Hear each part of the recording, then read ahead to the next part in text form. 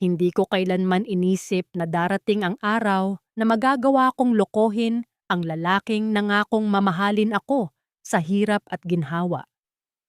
Pero ang hirap pala, kapag dumating na, nakakabulag. Sa loob ng maraming taon, naging anino lang ako sa sarili kong bahay. Tagaluto, tagalaba, tagabayad ng utang. At nung inabot ni Ninong ang kamay niya, hindi ako nakakita ng kasalanan. Nakakita ako ng hangin. Ngayon, tinitingnan ko ang anak ko at natatakot ako. Kung ikaw ang nasa lugar ko, sigurado ka bang hindi mo rin kakagatin ang prutas na magliligtas sa iyo sa gutom? Kung tatanungin mo ako ngayon, sa sandaling ito na mag-isa na lang ako, hindi ko na alam kung kailan ba talaga nagsimula ang lahat. Minsan iniisip ko, baka hindi naman sa isang tingin o sa isang haplos nagsimula ang pagkakasala ko. Baka nagsimula yon sa pagod. Yung klase ng pagod na nararamdaman mo hindi sa buto, kundi sa kaluluwa. Yung pagod na kahit anong haba ng tulog mo, paggising mo sa umaga, mas mabigat pa rin ang nararamdaman mo kaysa nung bago ka pumikit. Sana nung mga araw na yon, nakinig ako sa kutob ko. Sana nung unang beses na nakaramdam ako ng kakaibang ginhawa sa malamig na opisina kaysa sa mainit naming bahay, tumakbo na ako. Pero hindi ko ginawa. Tanga ko, di ba? O baka hindi lang tanga. Baka gutom lang talaga ako sa isang bagay na matagal nang nawala sa amin ni Baste. Naaalala ko pa yung amoy ng bahay namin nung hapon na yon. Amoy ng pinaghalong alikabok, tuyong pawis, at yung matapang na haplas na palaging ipinapahid ni Baste sa binti niyang hindi na gumagalaw. Pagpasok ko pa lang sa pinto, yun agad ang sumalubong sa akin. Isang masangsang na paalala na ang buhay ko ay nakatali sa isang lalaking hindi na ako kayang itayo. Sa isang lalaking ang tanging magagawa na lang ay ang maghintay sa akin. Inilapag ko boing, anamang inilala ko ang bag ko sa lamesang gawa sa lumang plywood. Napansin ko yung strap ng bag ko, himulmulin na, manipis na, sa bigat ng mga folder at resibo na araw-araw kong dinadala mula sa construction firm. Doon ako nagtatrabaho sa Iloilo bilang accountant. Masarap pakinggan, di ba? Accountant. Pero ang totoo, tagabilang lang ako ng perang kailanman ay hindi naging akin. Late ka na naman. Boses ni Baste ang bumasag sa katahimikan. Nasa sulok siya, nakaupo sa kanyang wheelchair na ang isang gulong ay may kalawang na kaya tumititit kapag gumagalaw. Suot niya yung puting sando na may mantsa ng grasa sa laylayan. Ewan ko ba kung bakit nag-aayos pa siya ng kung ano-anong sirang relo o radyo, gayong hindi naman na rin naman namin maibenta. Siguro, para lang maramdaman niyang may silbi pa ang mga kamay niya. Habang ang ibabang bahagi ng katawan niya ay parang isang pabigat na lang sa aming dalawa. Maraming tinapos na payroll, Baste. Mahinahon kong sagot. Kahit ang totoo ay gusto ko nang sumabog. Lumapit ako sa kanya. Hinalikan ko siya sa noo. Pero umiwas siya. Palagi naman siyang umiiwas. Ang lambing sa bahay namin, matagal nang pinalitan ng pait. Isang aksidente sa truck, 5 taon na ang nakakaraan. At ang lalaking dati ay karga-karga ako sa tuwa. Ngayon ay hindi naman lang ako matingnan ng diretso. Payroll o baka nakikipagkwentuhan ka na naman sa mga kaibigan mo? Sabi niya, ang boses ay puno ng hinala na naging parang background music na lang sa pagsasama namin. Hindi ako sumagot. Kumuha ako ng baso ng tubig. Napatingin ako sa lababo. May mga plato pa nung tanghalian na hindi pa nahuhugasan. Ang daming langaw. At sa tabi ng mga plato, nandoon ang 3 pakete ng gamot niya na kailangang bilhin bukas. 3,000 piso. Wala pa sa budget ko yon. Sa totoo lang, wala na ngang natitira sa budget ko maliban sa pambayad sa kuryente at kaunting bigas. Yung gamot mo baste bukas ha, gagawa ako ng paraan, sabi ko habang nakatalikod. Paraan? Saan?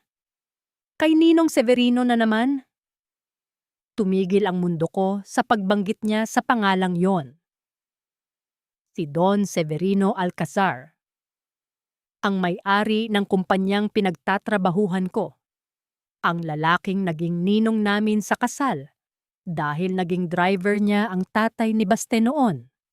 Isang taong respetado, kilala sa buong Iloilo dahil sa mga donasyon niya sa simbahan, at isang taong sa loob ng nakaraang buwan ay nagsimulang maging madalas ang pagbisita sa cubicle ko. Ninong natin siya, Baste. Tumutulong lang yung tao. Depensa ko.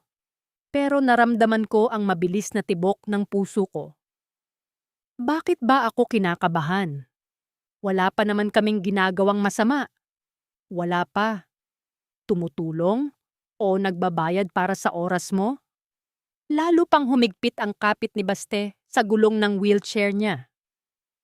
Nakita ko yung sasakyan niya nung isang araw sa kanto. Alam ko ang tingin ng mga lalaking may pera, Feli. Huwag mo akong gawing gago. Hinarap ko siya. Gusto kong sabihin sa kanya na wala siyang karapatang magalit dahil ako ang bumubuhay sa kanya. Gusto kong isumbat na habang siya ay nakaupo rito at nagpapakalunod sa sama ng loob, ako ang nakikipagbuno sa init, sa traffic, at sa mga boss na walang ibang alam kundi mag-utos. Pero hindi ko ginawa. Sa halip, lumunok na lang ako ng laway na parang may bumabara sa lalamunan ko. Pagod ako, Baste. Magluluto lang ako ng hapunan. Ungot ko bago ako pumasok sa maliit naming kusina. Habang naghihiwa ako ng sibuyas, tumunog ang cellphone ko sa loob ng bag. Isang text message. Alam ko na kung sino yon bago ko pa man tignan. Peli, nakauwi ka na ba? Sana ay hindi ka masyadong napagod sa opisina kanina. Iniwan ko nga pala yung sobre sa drawer mo. Gamitin mo muna para sa mga gamot ni Baste. Hindi ito utang. Isipin mo na lang na tulong ito ng isang kaibigan. Nanginginig ang mga daliri ko habang binabasa ang bawat salita. Alam kong mali. Alam kong bawal ang tumanggap ng higit sa nararapat. Pero natingin ako sa labas ng bintana. Sa barong-barong naming butas ang bubong, sa kalsadang maputik, at sa anino ng asawa ko na parang naging estranghero na sa akin. Pagkatapos, tumingin ako sa screen ng phone ko. Hindi ko binura ang message. Sa halip, itinago ko ang phone sa bulsa ko, malapit sa puso ko, at naramdaman ko ang isang uri ng init na matagal ko nang hindi naramdaman mula kay Baste. Isang init na alam kong sisunog sa aming lahat. Pero sa sandaling yon, ayaw ko munang lumayo. Kinabukasan, pumasok ako sa opisina ng mas maaga kaysa sa dati. At sa unang pagkakataon, hindi ako nag-atubili nang makita ko ang pinto ng opisina ni Don Severino na bahagyang nakabukas, na tila naghihintay na may pumasok. Doon ko napagtanto, ang bitak sa buhay ko ay hindi na lang basta guhit. Isa na itong bangin. At sa bawat hakbang ko palapit sa pinto niya, unti-unti ko nang iniiwan ang babaeng dati ay kilala ko. Sa loob ng drawer ko, nahanap ko ang sobre, makapal. Mas makapal sa sahod ko ng 2 buwan. At kasama ng pera, may isang maliit na papel na may nakasulat na 2 salita lang. Para sa iyo, bar sa iyo. Hindi para kay Baste. Hindi para sa pamilya, kundi para sa akin. Naramdaman ko ang isang malalim na buntong hininga. Sa labas, nagsisimula ng bumuhos ang ulan. At sa bawat patak sa bubong ng opisina, Parang may bumubulong sa akin na hindi naman siguro masama ang huminga sandali mula sa hirap. Ang hindi ko alam, ang hiningang iyon ang siyang huling pagkakataon na magiging malinis ang konsensya ko. Dahil bago matapos ang araw na yon, naramdaman ko ang isang kamay sa balikat ko. Isang kamay na malambot, amoy mamahaling sabon, at may dalang pangakong hindi ko kayang tanggihan. Feli, tawag niya. Isang salita, pero naramdaman ko ang panganib na parang kuryenteng gumagapang sa likod ko. Hinarap ko siya. At doon, sa gitna ng malamig na opisina, nakita ko ang tingin ni Don Severino. Isang tingin na hindi ko nakikita kay Baste. Isang tingin na tila nagsasabing, hindi ako accountant, hindi ako asawa, kundi isang babaeng karapat-dapat paglaanan ng panahon. Ninong, mahina kong sabi, pero ang dila ko ay parang naging kasing bigat ng tingga. Huwag mo na akong tawaging ganyan kapag tayo lang dalawa.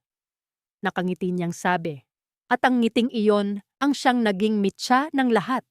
Sa sandaling iyon, tumunog ang telepono sa lamesa ko. Tumatawag si Baste. Pero hindi ko sinagot.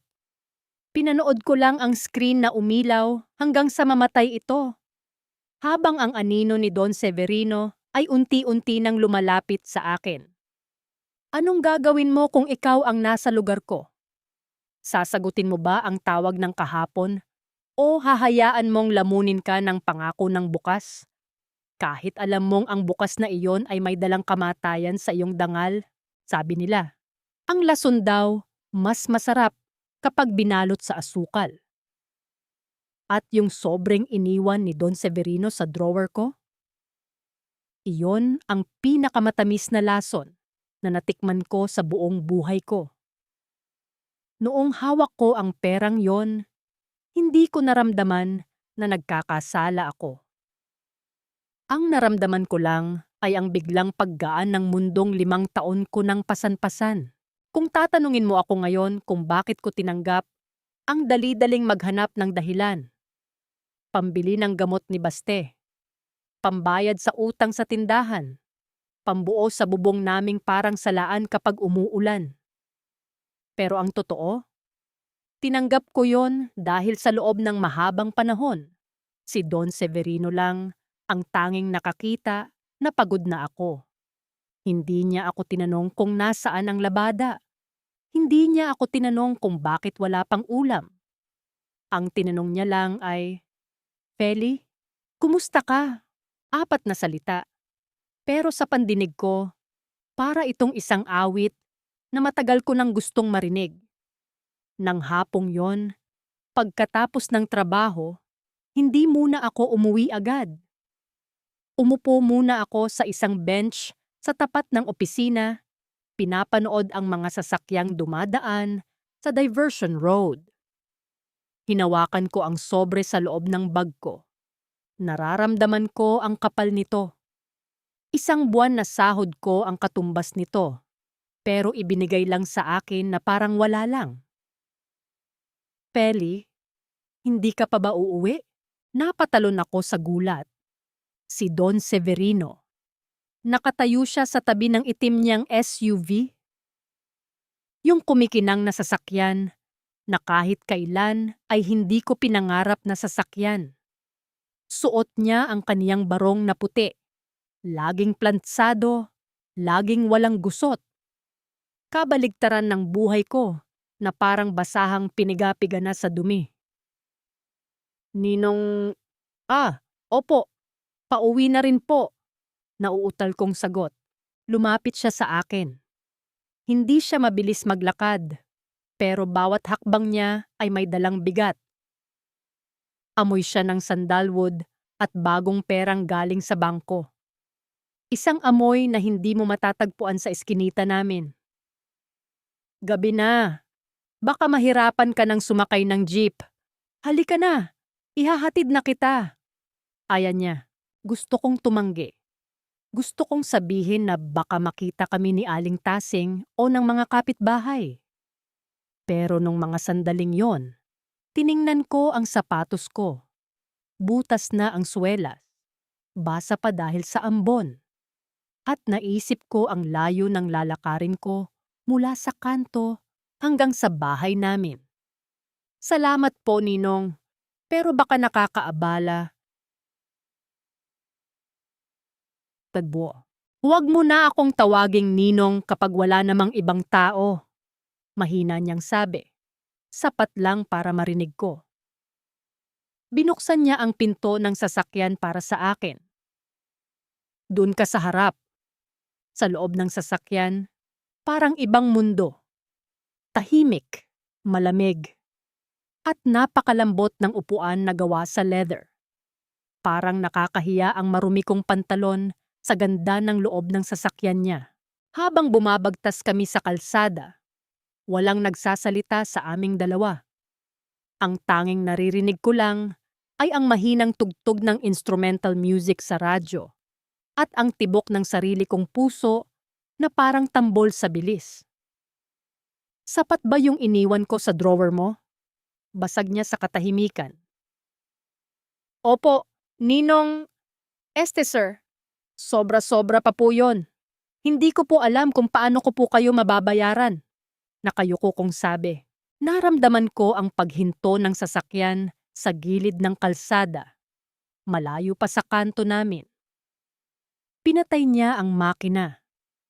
Humarap siya sa akin at sa dilim ng sasakyan, nakita ko ang kislap ng mga mata niya. Hindi ito tingin ng isang amo. Hindi rin ito tingin ng isang ninong sa kaniyang inaanak. Peli, matagal na kitang pinagmamasdan, simula niya. Nakikita ko ang hirap mo. Nakikita ko kung paano mo ubusin ang sarili mo para sa isang lalaking hindi na kayang suklian ang paghihirap mo. Hindi ka dapat nabubuhay ng ganyan. Asawa ko po siya, sir. Mahina kong depensa. Pero alam ko sa loob ko na pati ako, hindi na naniniwala sa sarili kong salita. Alam ko. At nirerespeto ko yon. Pero tao ka rin, Feli. May pangangailangan ka rin. Hindi lang pera, kundi yung pakiramdam na may nag-aalaga sa iyo. Yung pakiramdam na hindi ka mag-isa sa laban na ito. Doon na bumagsak ang luha ko. Parang may kung anong barikada sa loob ko ang biglang gumuho. Sa loob ng 5 taon, walang sino man ang nagsabi sa akin na hindi ko kailangang mag-isa.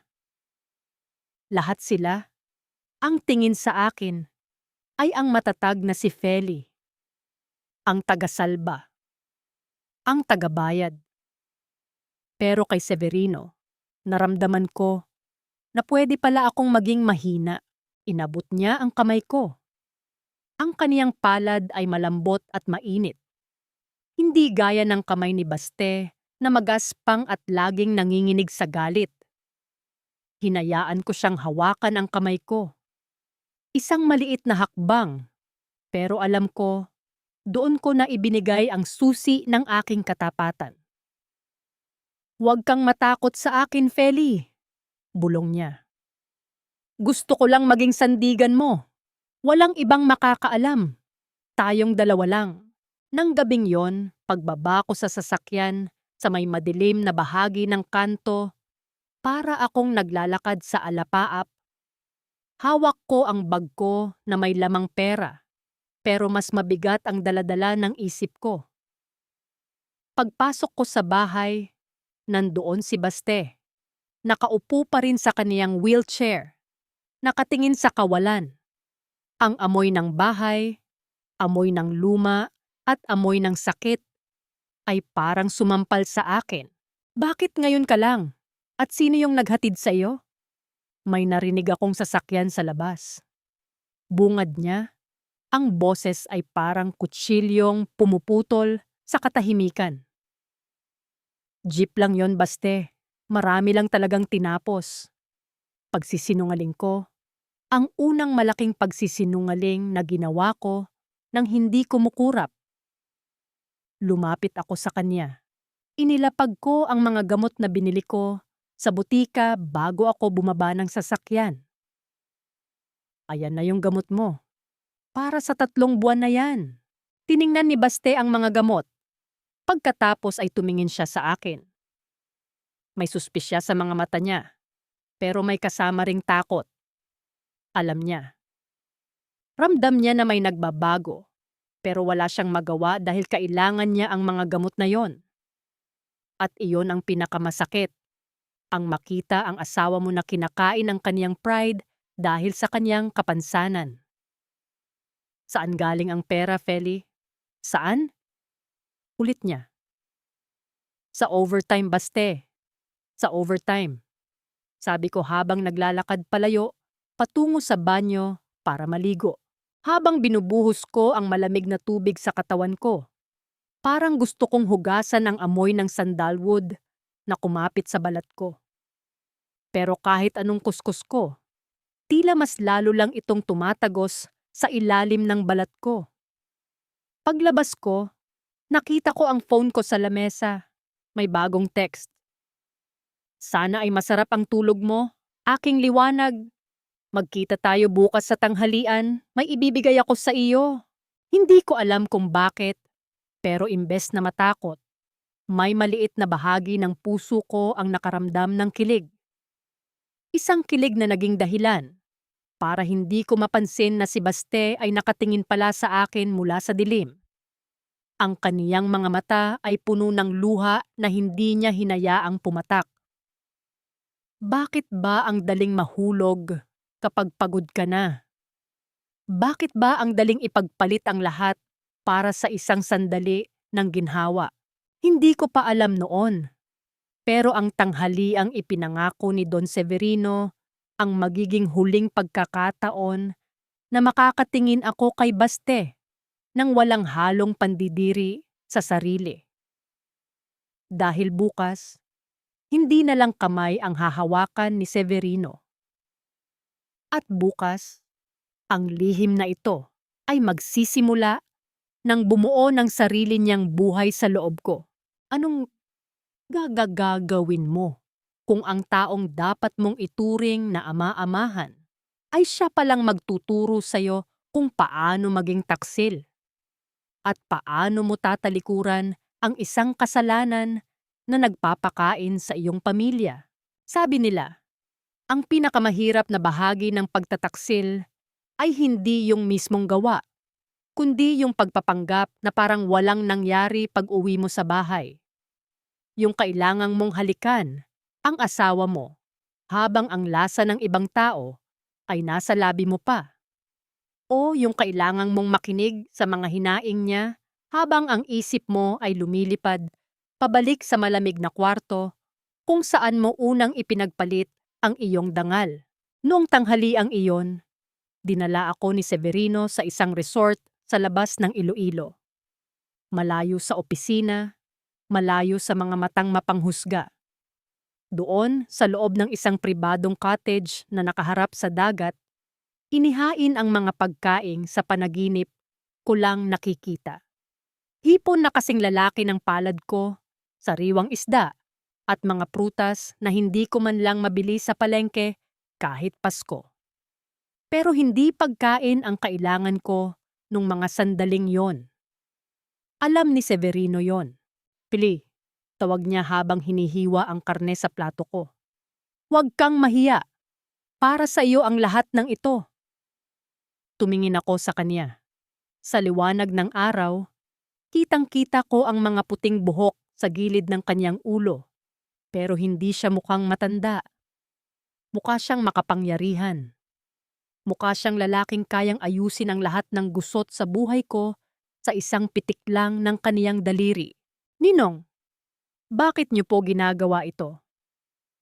Tanong ko, ang boses ko ay halos pabulong na lang sa gitna ng tunog ng mga alon. Inilapag niya ang kaniyang kutsara. Kinuha niya ang isang maliit na velvet na kahon mula sa kaniyang bulsa at inilapag ito sa tapat ko. Sabi ko sa iyo, huwag mo na akong tawaging Ninong. Severino lang. Dahan-dahan kong binuksan ang kahon. Isang trambong perlas. Puting-puti, makinis, at nakakabit sa isang gintong brooch. Kumikinang ito sa ilalim ng araw, tila nangungutya sa marumi kong konsensya. Para sa'yo, sabi niya. Gusto ko, sa susunod na magkita tayo, suot mo yan.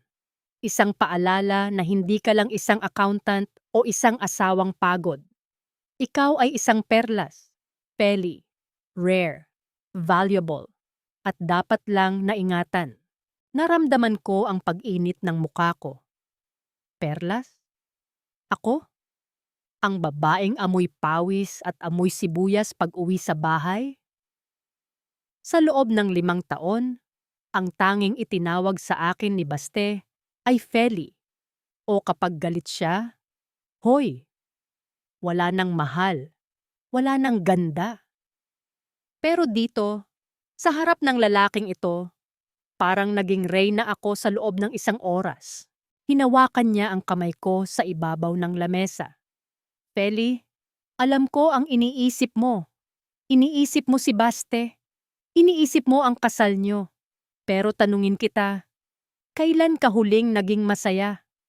Kailan ka huling nakatulog nang hindi mo iniisip ang utang? Hindi ako nakasagot. Kasi ang sagot ay, hindi ko na matandaan. Hayaan mo akong maging pahinga mo, Feli. Hindi ko hinihiling na iwan mo siya. Gusto ko lang na may isang sulok sa mundo mo na ako lang ang nagmamay-ari. Isang sulok na walang hirap, walang sakit, at doon sa gitna ng masarap na pagkain at mabangong paligid, bumigay ako. Noong haplusin niya ang mukha ko, hindi ako umiwas.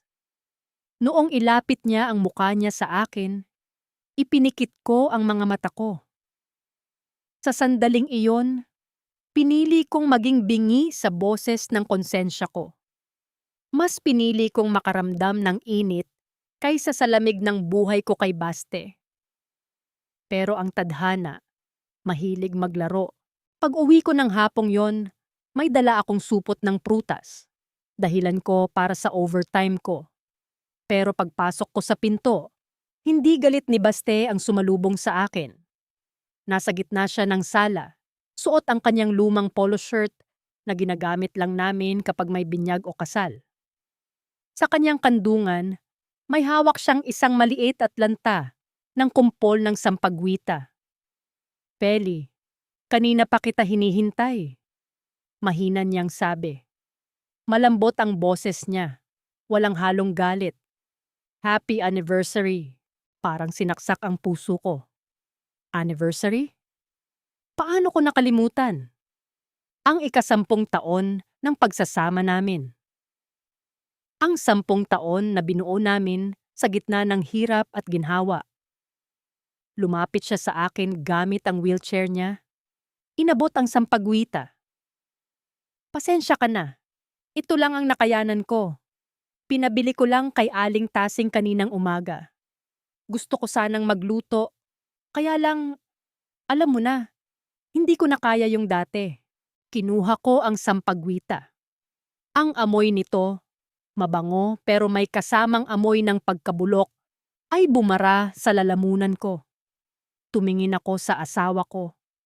Nakita ko ang kaniyang mga mata, puno ng pagmamahal na akala ko ay wala na. Nakita ko ang pagsusumikap niya na maging maayos sa harap ko sa kabila ng kaniyang kapansanan. At sa bulsa ng bag ko, nararamdaman ko ang bigat ng trambong perlas ni Severino.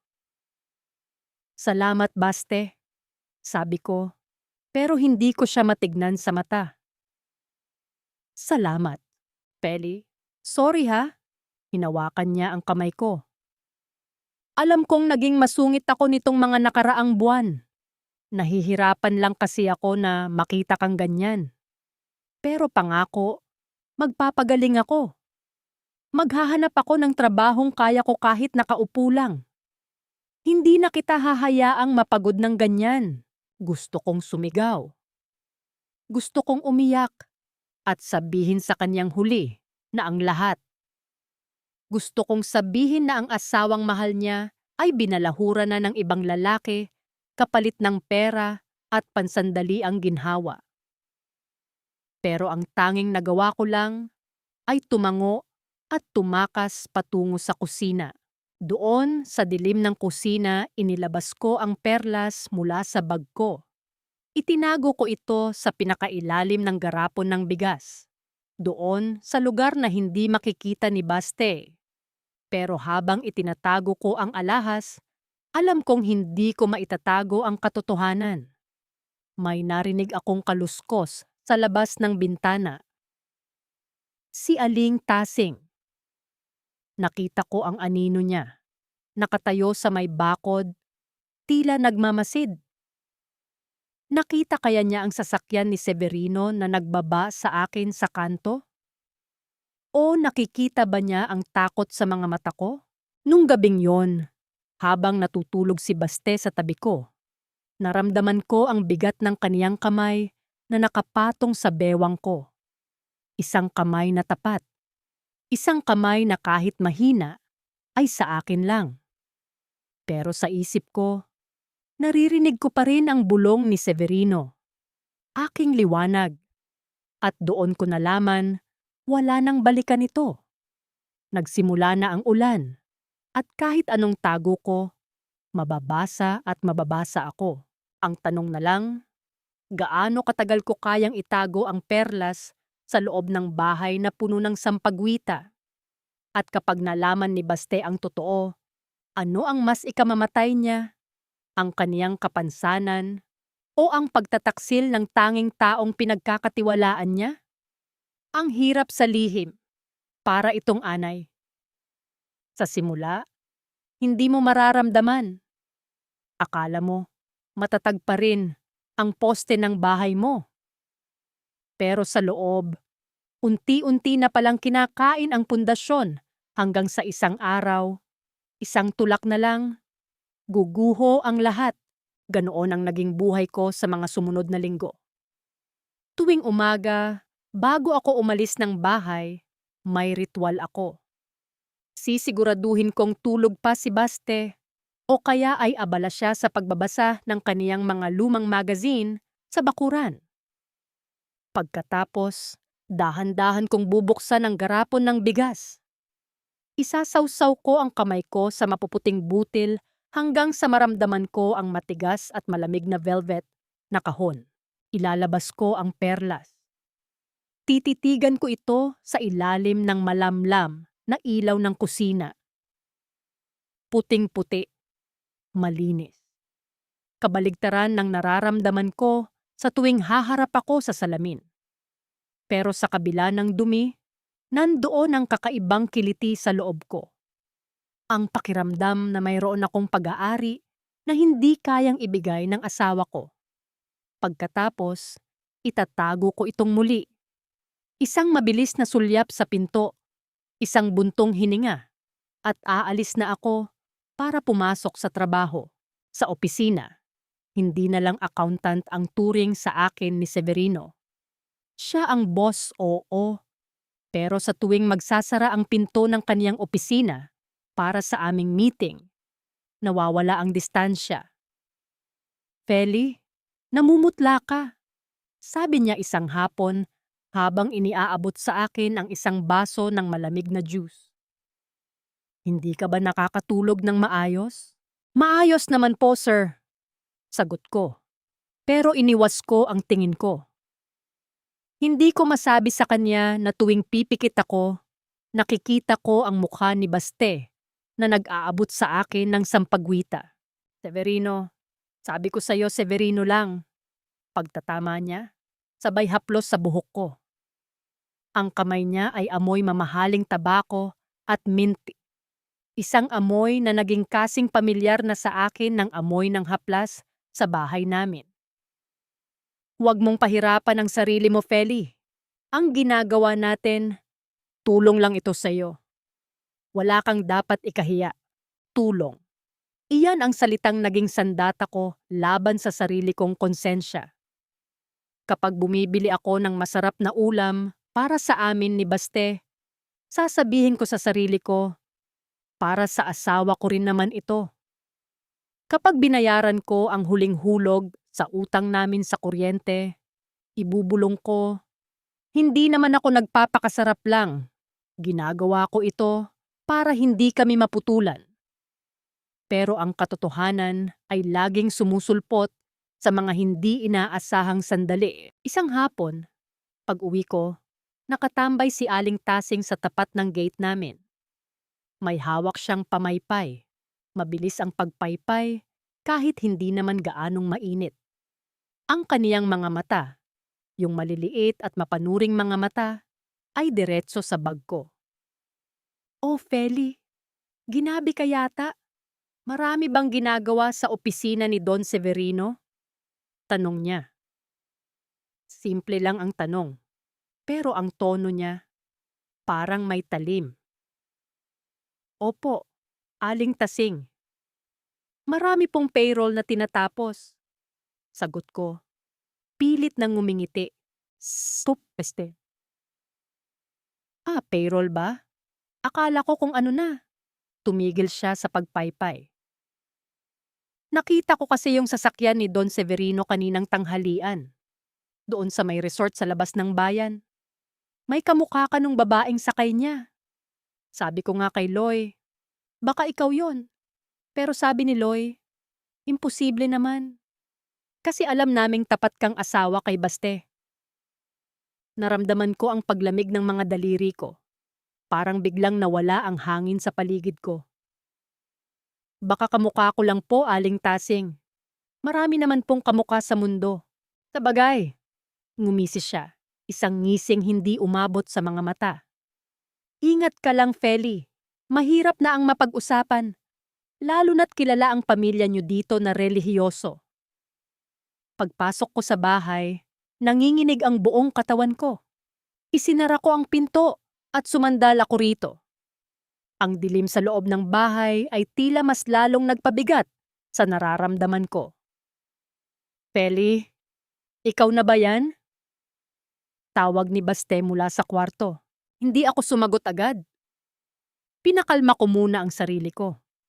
Pagpasok ko sa kwarto, nakita ko si Baste na sinusubukang tumayo mula sa kaniyang wheelchair para abutin ang isang bote ng tubig sa ibabaw ng cabinet. Namumula ang kaniyang mukha sa hirap. Ang kaniyang mga braso ay nanginginig. "Baste, ako na." Patakbo akong lumapit sa kanya at kinuha ang bote. "Bakit hindi ka na lang naghintay sa akin?" Hingal na hingal siya. Bumagsak siya pabalik sa upuan. Tumingin siya sa akin at sa unang pagkakataon, nakita ko ang galit sa kanyang mga mata.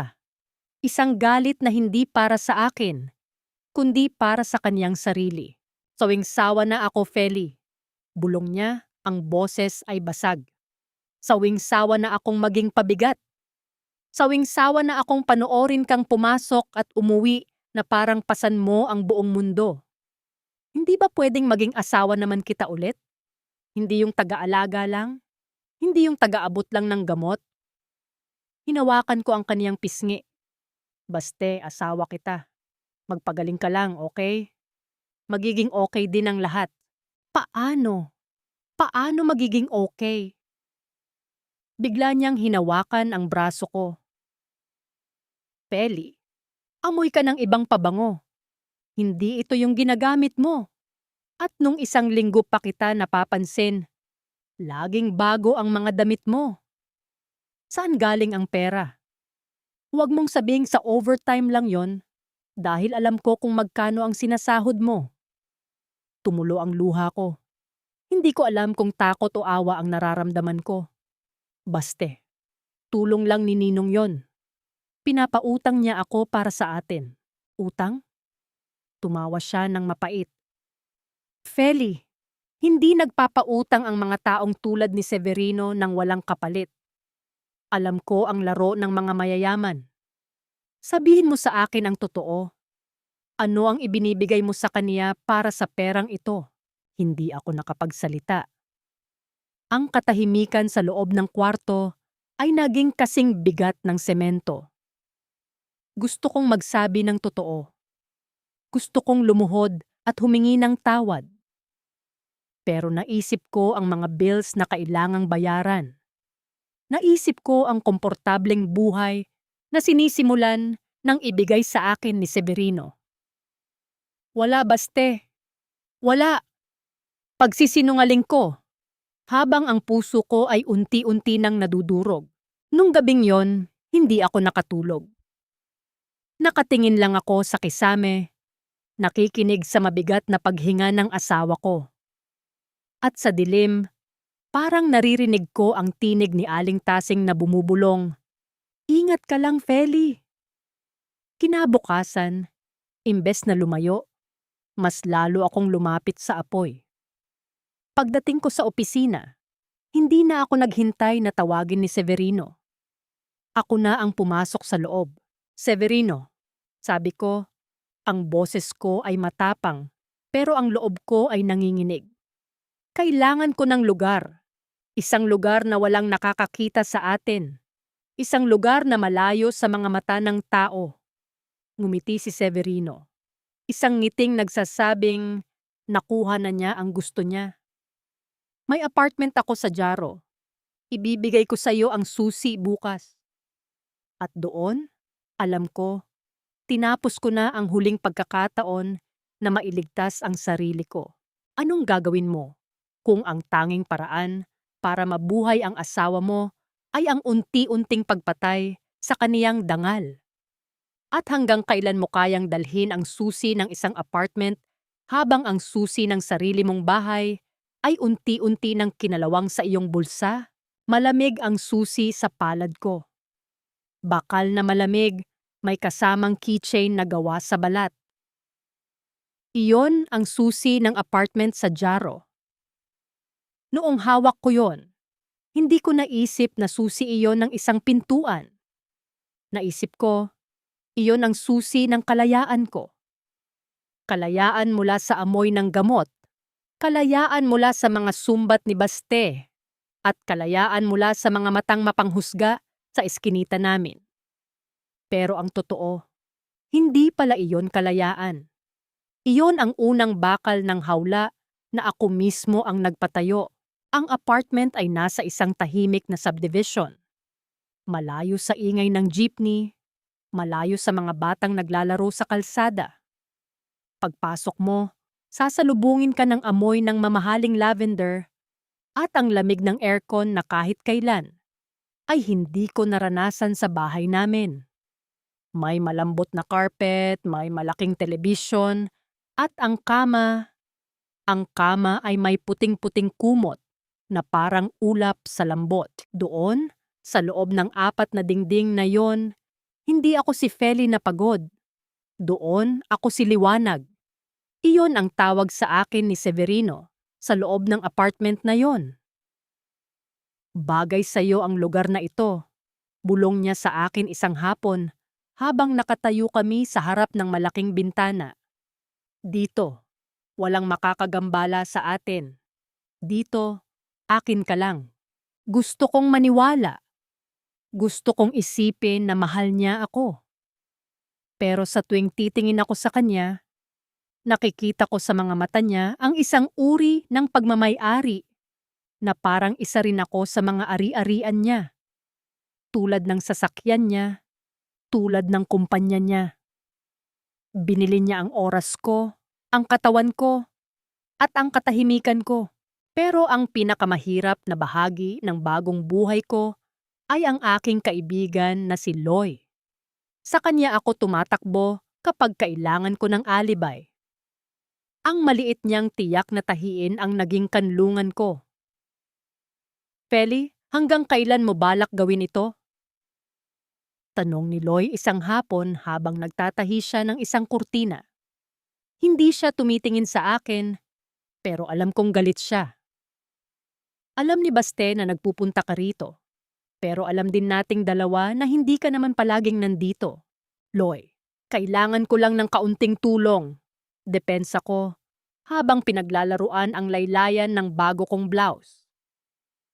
Nakikita mo naman ang kalagayan namin? 'Di ba? Ngayon lang kami nakahinga ng maluwag. Huminga? o nalulunod? Itinigil ni Loy ang makina. Tumingin siya sa akin ng diretso.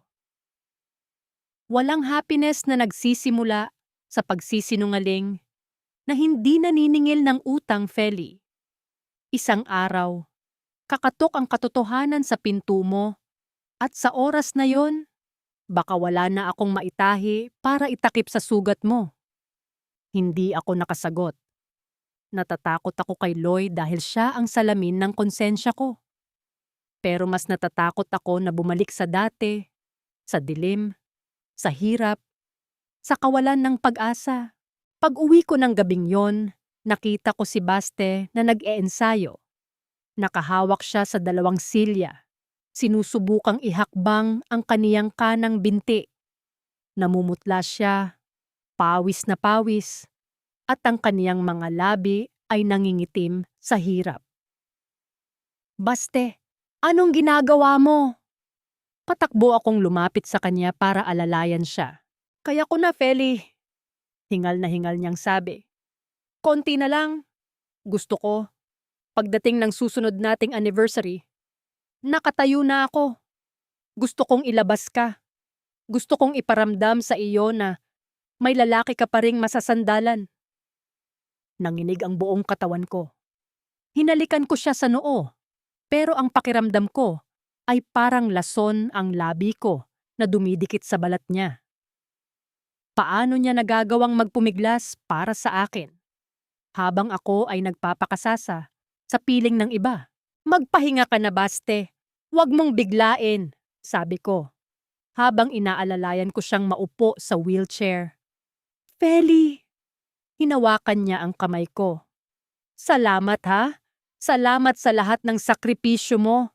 Alam ko mahirap ako pasanin. Pero pangako, kapag nakalakad na ako, babawi ako. Hinding-hindi ka na mag-iisa. Gusto kong humagulgol. Gusto kong sabihin sa kaniyang, Baste, huwag na. Huwag mo na akong mahalin dahil hindi ko na deserve. Pero ang tanging lumabas sa bibig ko ay, matulog na tayo. Nung gabing yon, habang nakahiga kami, naramdaman ko ang kakaibang pakiramdam sa sikmura ko. Isang uri ng pag-ikot, isang uri ng pananakit na hindi ko maintindihan. Tumayo ako at tumakbo sa banyo. Nasuka ako ng paulit-ulit hanggang sa wala nang lumabas, kundi apdo. Napaupo ako sa malamig na sahig ng banyo. Kinabahan ako.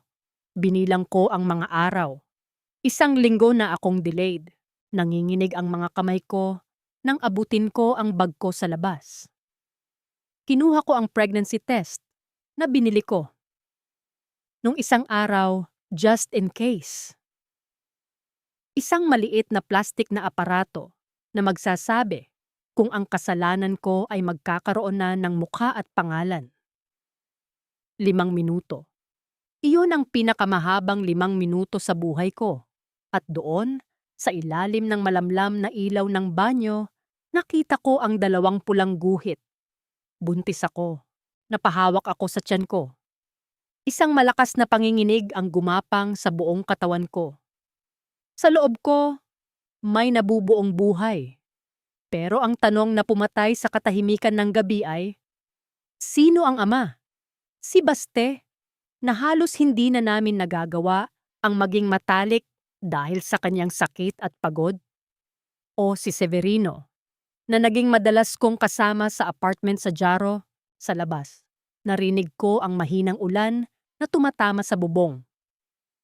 At sa loob ng banyo, habang hawak ko ang ebidensya ng aking pagtataksil, alam ko na hindi na lang ito tungkol sa pera o sa pansamantalang ginhawa.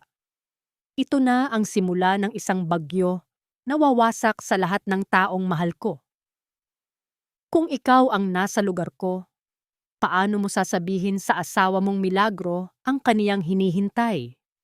Gayong alam mo, sa loob mo, na ang milagrong iyon ay bunga ng isang sumpa.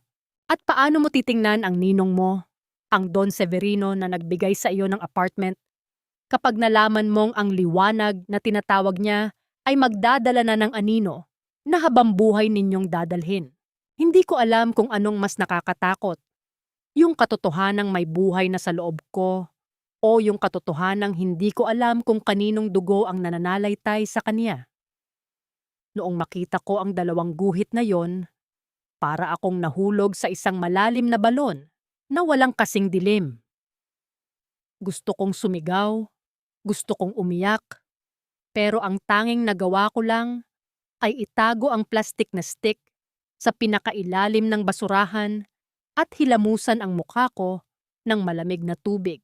Paglabas ko ng banyo, nandoon si Baste. Gising na siya, nakaupo sa gilid ng kama, sinusubukang isuot ang kaniyang tsinelas. Tumingin siya sa akin at sa unang pagkakataon sa loob ng mahabang panahon, ngumiti siya ng kusa. Feli, okay ka lang? Kanina ka pa sa banyo, namumutla ka yata. Tanong niya. Ang boses ay puno ng pag-aalala. Wala ito, Baste. Masama lang ang sikmura ko. Siguro sa kinain nating sardinas kagabi. Pagsisinungaling ko. Ang daling lumabas ng kasinungalingan sa bibig ko. Parang naging natural na bahagi na ito ng paghinga ko. Lumapit siya sa akin. Hinawakan ang kamay ko. Magpahinga ka muna. Huwag ka munang pumasok ngayon. Ako na ang bahala rito sa bahay. Kaya ko naman ang sarili ko. Umiling ako. Kailangan kong pumasok, Baste. Maraming trabaho. Ang totoo, kailangan kong makita si Severino. Kailangan kong sabihin sa kanya. Dahil sa bawat segundo na lumilipas, ang bigat sa dibdib ko ay lalong lumalaki. Pagdating ko sa opisina, hindi na ako nag-aksaya ng panahon. Pumasok ako sa kwarto ni Severino nang hindi kumatok. Nagulat siya, ibinaba ang kaniyang salamin at tumingin sa akin. Nang makita niya ang hitsura ko, tumayo siya agad at isinara ang pinto. Peli, anong problema? May nangyari ba? Buntis ako. Diretsahan kong sabi. Maikli, matalim.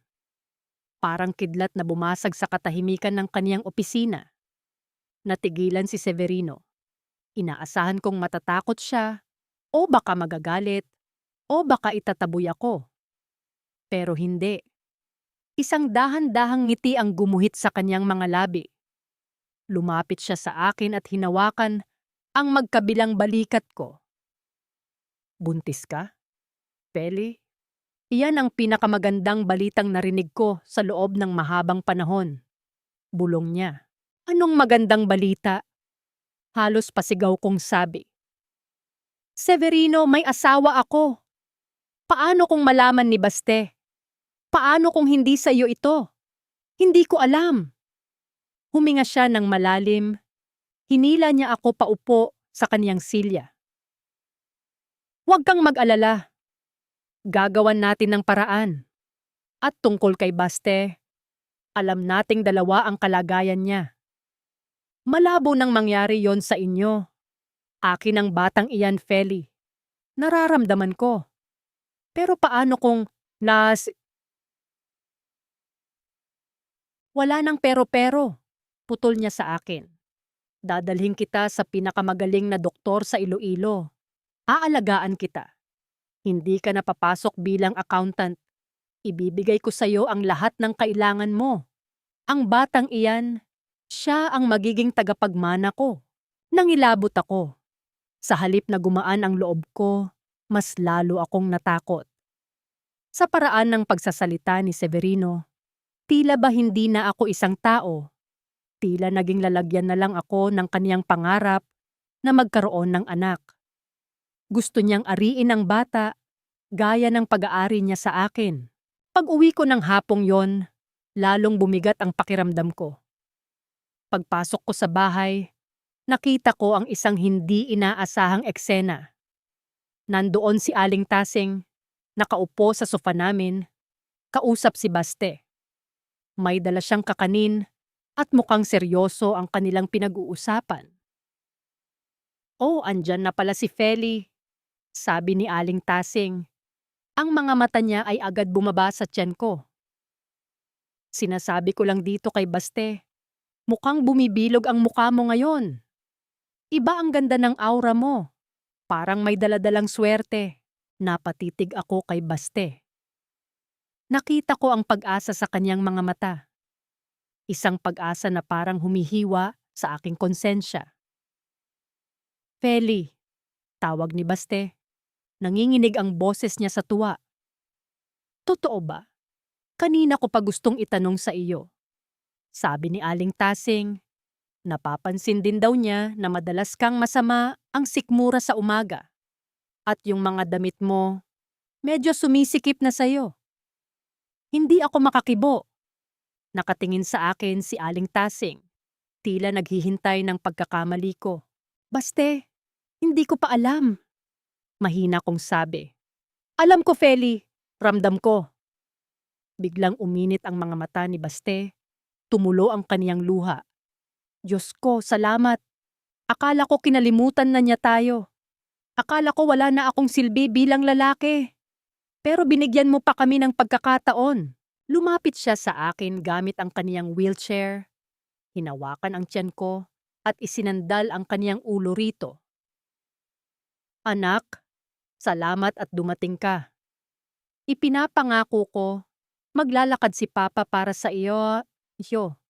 Hinding-hindi kita pababayaan. Gusto kong mamatay nung mga sandaling yon. Gusto kong gumuho ang lupa at lamunin ako ng buo. Ang saya sa mukha ni Bastem ay ang pinakamasakit na parusang natanggap ko. Habang hinihimas niya ang tiyan ko, naiisip ko ang mukha ni Severino. 2 lalaki, 1 bata, at isang malaking kasinungalingan na kahit kailan ay hindi ko na maitatama. Lumapit si Aling Tasing sa akin. Bumulong habang papunta siya sa pinto. Ang galing naman ng timing, Feli. No? Kung kailan madalas kang wala sa bahay, tsaka ka nabiyayaan. Sige, mauna na ako. Marami pa akong tsismis na, balita na ibabahagi sa iba. Pag-alis ni Aling Tasing, naramdaman ko ang panlalamig ng buong katawan ko. Alam ko ang ibig niyang sabihin. Alam niya. O kung hindi man niya alam ang buong katotohanan, nakakaamoy na siya ng malansa sa buhay ko. Nung gabing yon, hindi ako pinatulog ng mga tanong sa isip ko. Sino ang mas karapat dapat? Ang asawa kong walang pera pero puno ng pag-asa, o ang ninong kong mayaman pero tinitignan ako bilang isang ari-arian? At paano ko haharapin ang araw na ipapanganak ang batang ito kung ang bawat bahagi ng kaniyang pagkatao ay magiging paalala ng aking kataksilan? Isang maling galaw ko lang, mabubuko ang lahat. Isang maling salita, mawawasak si Baste. Pero sa bawat paghimas ni Baste sa tiyan ko at sa bawat text ni Severino tungkol sa bagong bahay na bibilhin niya para sa amin, lalong lumalalim ang hukay na kinatatayuan ko. Anong gagawin mo kung ang milagrong hinihintay ng asawa mo ay ang siyang susunog sa kaniyang buong mundo? At paano mo pipiliin ang katotohanan kung ang kasinungalingan ang tanging nagbibigay ng pagkain sa inyong hapagkainan? Noong mga panahong iyon, akala ko kaya kong pagsabayin ang 2 mundo. Akala ko hanggat maingat ako sa paglalakad, hindi ako madadapa. Pero ang hirap pala ng may bitbit na buhay sa loob mo. Ang bawat sipa ng bata, ang bawat pagbabago ng katawan ko ay hindi lang paalala ng isang milagro. Ito ay naging paalala ng isang malaking pandaraya. Nagsimula ang tinatawag nilang honeycomb phase ng aking kasalanan. Sa labas, mukha kaming masayang pamilya. Si Baste, parang nabuhayan ng loob. Araw-araw siyang nag-eensayo sa harap ng bahay, kahit nanginginig ang mga binti, basta makita lang niya akong dumating mula sa trabaho. Nag-iipon siya ng mga barya sa isang lumang lata ng gatas. Pambili daw ng kuna at gatas ng bata. Feli, tingnan mo, oh. Pagmamalaki niya isang gabi habang binibilang ang mga barya. Naka500 na ako sa pag-aayos ng mga relo ni na Aling Tasing. Konti na lang. Makakabili na tayo ng gamit ni baby. Napilitan akong ngumiti. Masakit. Sobrang sakit makita ang 500 piso niya. Gayong sa bag ko ay may sobrang naglalaman ng 50,000 mula kay Severino. Ang perang pinaghirapan ni Baste ay puno ng pawis at dangal. Ang pera ko ay puno ng bango pero amoy taksil. Samantala, si Severino ay lalong naging mapang-angkin. Halos ayaw na niya akong pagtrabahuhin. Gusto niya, nandoon lang ako sa apartment sa Jaro, nagpapahinga. Kumakain ng mga prutas na siya mismo ang bumibili. Feli, kailangan mong uminom ng vitamins na ito, sabi ni Severino habang iniaabot sa akin ang isang bote ng mamahaling supplements na galing pa sa ibang bansa. Gusto ko, malakas ang anak ko paglabas niya. Gusto ko, walang kakulangan. Anak ko, Severino. Pagtatama ko, kahit nanginginig ang boses ko. Anak ko ito. Ngumiti siya. Isang ngiting tila nagsasabing, alam niya ang totoo kahit hindi ko aminin. Oo, anak natin. At dahil anak natin siya, hindi siya lalaki sa iskinita na amoy imburnal. Pagkatapos mong manganak, ililipat ko na kayo sa isang bahay sa subdivision. Hindi mo na kailangang magtiis sa asawa mong hindi ka man lang kayang protektahan. Doon ako natatakot. Ang plano ni Severino ay hindi lang para sa akin, kundi para sa bata. Gusto niyang burahin ang bakas ni Baste sa buhay ko. At sa bawat regalo niya, mga bagong damit, sapatos, at pati na yung trambong perlas na suot ko palihim sa loob ng opisina. Parang unti-unti niyang binibili ang kaluluwa ko. Isang hapon, pumunta ako kay Loy sa kaniyang tiyahin.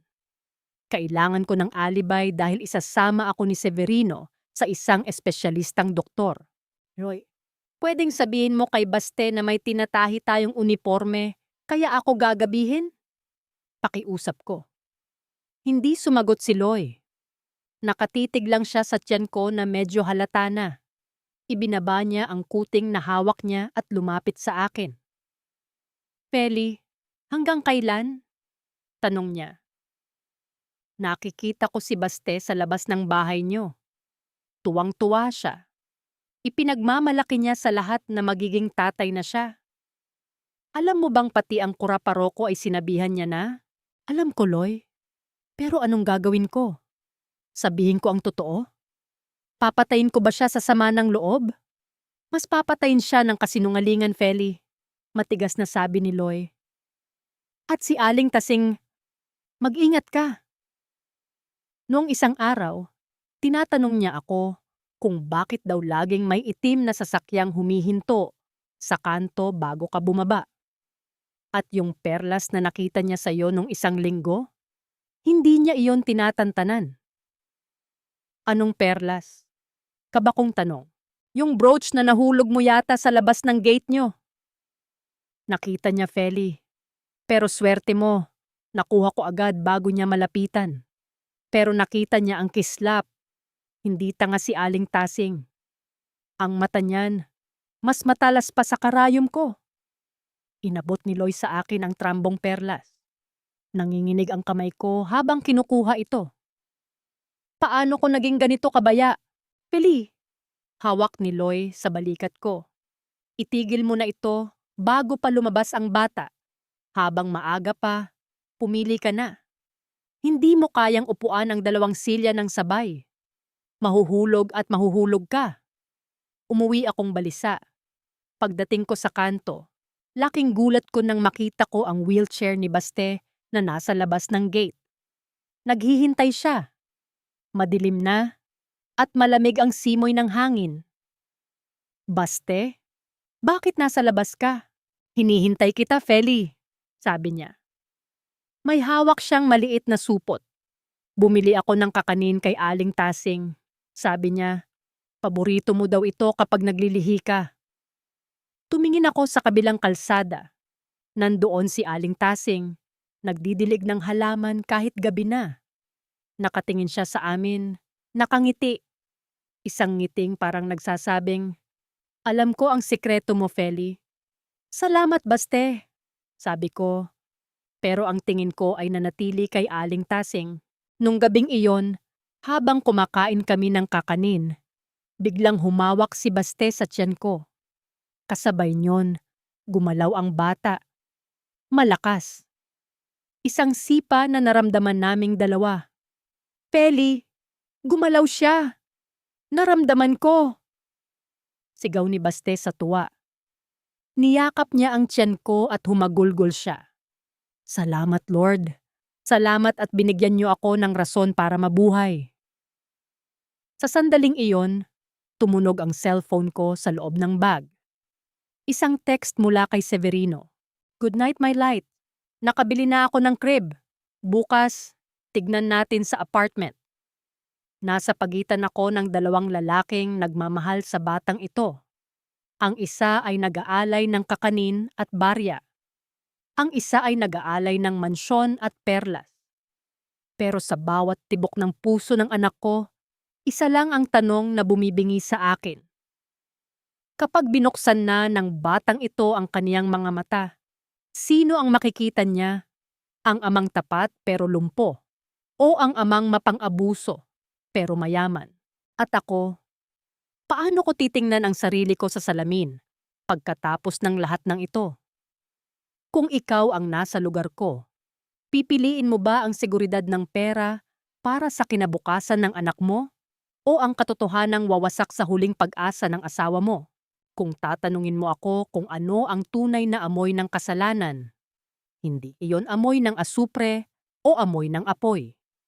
Ang amoy ng kasalanan ay yung amoy ng mamahaling pabango na pilit mong itinatago sa ilalim ng amoy ng bawang at sibuyas. Iyon yung amoy ng bagong perang papel na itinago mo sa loob ng bra mo na humahalo sa init ng iyong balat dahil sa takot na baka biglang kapkapan ka ng asawa mo. Habang lumalaki ang tiyan ko, lalong bumibigat ang bawat hakbang ko. Hindi dahil sa bigat ng bata, kundi dahil sa bigat ng mga tingin ni Aling Tasing. Isang umaga, habang naglalaba ako sa labas ng bahay, lumapit siya. May dala siyang isang platitong bibingka. Yung espesyal, may itlog na maalat sa ibabaw. Pero alam ko, hindi pagkain ang sadya niya. Impormasyon. Feli, ang aga mo namang kumilos. Baka mabinat ka niyan. Malaki na ang tiyan mo. Sabi niya habang sumasandal sa aming bakod na kawayan. Kailangan po, Aling Tasing. Tambak na ang labada ni Baste. Sagot ko nang hindi tumitingin sa kanya. Pinipiga ko ng maigi ang isang tuwalya. Ramdam ko ang hapdi ng sabon sa mga sugat sa daliri ko. Sabagay, mahirap talaga kapag ikaw lang ang inaasahan. Huminto siya. Tila tinitimbang ang susunod niyang sasabihin. Nga pala, napanaginipan kita kagabi. Nakasuot ka daw ng puting-puting damit at may nakatusok na mo perlas sa dibdib mo. Napakakinang, Feli. Sabi ko nga sa panaginip ko, saan kaya kinuha ni Feli ang ganyang kayamanang alahas? Napatigil ako sa pagpipiga. Ramdam ko ang panlalamig ng batok ko. Ang perlas na naman. Panaginip lang po yon, Aling Tasing. Pilit kong tawa. Siguro nga. Pero alam mo, ang mga panaginip, madalas ay anino lang ng katotohanan. Lumapit pa siya ng kaunti. Bumulong na parang may ibang nakikinig. Nakita ko yung itim na sasakyan kahapon sa kanto. May iniabot na sobre sa iyo yung lalaking nasa loob. Hindi ko namukhaan ang driver, pero ang sasakyan, parang pamilyar. Parang yung sasakyang gamit ni Don Severino kapag pumupunta siya sa munisipyo. Binitawan ko ang tuwalya. Hinarap ko siya. Pilit na pinatitigas ang boses ko. Ano po bang gusto niyo, Aling Tasing? Kung may itutulong po ang ninong namin sa amin, masama po ba yon? Wala akong sinabing masama, Feli. Ngumisi siya, yung ngising sadyang nanunubok. Ang sa akin lang, baka kasi hindi lang tulong ang hinihingi ng ninong nyo. At baka si Baste, sa sobrang tuwa na magkakaanak siya, ay hindi na nakikita ang mga bagay na nakikita ng isang kapitbahay na gising hanggang hating gabi. Umalis siya pagkatapos nyon, iniwan ang bibingka sa ibabaw ng labahan. Hindi ko ginalaw ang pagkain. Parang nakikita ko sa bawat butil ng kanin ang muka ng isang babaeng nabubuhay sa kasinungalingan. Pagpasok ko sa loob, nandoon si Baste sa kusina. Hawak niya ang isang maliit na sapatos ng sanggol, kulay asul, yari sa tela, na binili niya daw sa ukay-ukay nung nakaraang araw. Pili, tignan mo, oh. Kasya na kaya ito sa anak natin kapag lumabas siya? Tanong niya. Ang muka ay parang bata sa sobrang saya. Niyakap ko siya mula sa likod. Isinandal ko ang muka ko sa kaniyang likuran na amoy pawis at amoy haplas. Gusto kong sabihin sa kaniya ang lahat. Gusto kong isuka ang lahat ng perang ibinigay ni Severino. Pero nung hawakan ni Baste ang kamay ko, naramdaman ko ang kalyo sa kanyang palad dahil sa pag-eensayo niyang maglakad para sa amin. Oo, Baste, kasya na yan, bulong ko. Habang ang mga luha ko ay dahan-dahang tumutulo sa kanyang likod. Nang gabing iyon, tumawag si Severino. Hindi ko sinagot, pero hindi siya tumigil. 5 missed calls, 6, 7. Sa huli, napilitan akong pumasok sa banyo at sagutin ito. Feli, bakit hindi mo sinasagot ang tawag ko? Galit ang boses niya. Kasama ko si Baste, Severino. Intindihin mo naman ako. Pabulong kong sabi. Hindi ko na kailangang intindihin ang lalaking yan. Peli, bukas susunduin kita. May bibilhin tayong gamit para sa kwarto mo sa apartment. Gusto ko, doon ka na matulog hanggang sa manganak ka. Hindi ko hahayaang sa bahay na yan lumabas ang anak ko. Hindi ako aalis dito, Severino. Bahay ko ito. Asawa ko si Baste. Asawa? Isang lumpong walang silbi? Tumawa siya ng mapait. Huwag mong kalimutan, Feli. Ang bawat pagkain kinakain nyo, ang gamot na nagpapadugtong sa buhay niya, at ang perang pambili ng gamit ng batang yan. Lahat yan galing sa akin. Sa isang salita ko lang, pwedeng mawala ang lahat sa iyo. Ibinaba ko ang telepono. Napaupo ako sa inodoro at napahawak sa tiyan ko. Ang bata ay gumalaw. Isang malakas na sipa. Tila ba nagrereklamo sa gulo ng mundong kaniyang kinalalagyan. Doon ko napagtanto ang talim ng labaha na aking nilalakaran. Si Baste ang nagbibigay sa akin ng pagmamahal na tapat, pero wala siyang kakayahang protektahan ako sa gutom. Si Severino ang nagbibigay sa akin ng seguridad, pero ang kabayaran ay ang aking kaluluwa at ang aking kalayaan. At si Aling Tasing, siya ang nagsisilbing anino na nagpapaalala sa akin na ang gabi ay hindi habambuhay na makapagtatago ng lihim. Kinabukasan, lumabas ako ng bahay para pumunta sa palengke. Pero pagdating ko sa kanto, nandoon ang itim na sasakyan ni Severino. Nakababa ang bintana. Pasok, Feli. Utos niya. Tumingin ako sa paligid. Nandoon si Aling Tasing. Nagwawalis ng kalsada. Nakatingin siya sa akin. Pagkatapos, tumingin siya sa bintana ng bahay namin kung saan nakadungaw si Baste. Kumakaway sa akin Dahil akala niya ay mamamalengke lang ako. Pumasok ako sa sasakyan. Isinara ang pinto. At sa bawat pag-ikot ng gulong palayo sa aming bahay, naramdaman ko ang unti-unting pagputol ng huling tali na nag-uugnay sa akin sa pagkataong dati ay marangal. Anong gagawin mo kung ang taong akala mo ay tagapagligtas mo ay siya palang unti-unting lalamon sa iyong pagkatao? At paano mo haharapin ang asawa mong kumakaway sa iyo nang may buong tiwala habang ikaw ay papunta sa bisig ng lalaking tumatawag sa kanyang walang silbi? Ang bagyo ay paparating na. At sa pagkakataong ito, wala nang bubong na makapoprotekta sa amin. Sabi nila, ang pinakamalakas na bagyo ay hindi yung may kasamang kulog at lintik. Ang pinakamalakas na bagyo ay yung dumarating sa gitna ng tirik na araw. Yung pakiramdam mo ay ligtas ka na. Tsaka ka biglang lalamunin ng lupa. Noong araw na yon, binyag ng anak ng pinsan ni Baste. Ang simbahan ng parokya ay puno ng tao.